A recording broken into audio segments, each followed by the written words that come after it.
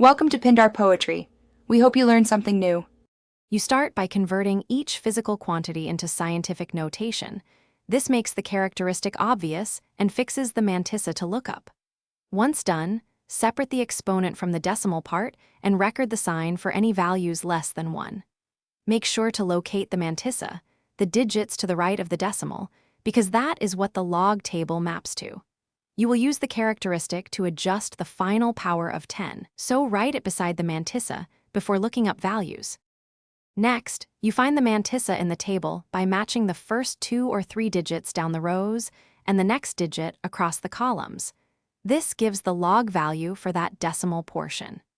If your mantissa has more digits than the table shows, interpolate linearly between adjacent entries to improve accuracy. Then combine the table value with the characteristic, adding it for numbers greater than 1 or subtracting for numbers less than 1, to assemble the full base 10 logarithm for use in your physics calculation.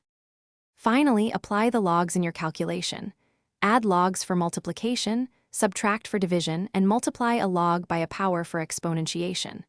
Once you have the result log, use the antilog table to convert back. Locate the mantissa in the antilog section and apply the characteristic as the power of 10. If the result seems off, verify by rough estimation of orders of magnitude and recheck any interpolation. If discrepancies persist, reevaluate mantissa extraction and table entry selection as a troubleshooting tip. Thanks for watching. Consider subscribing if we helped you.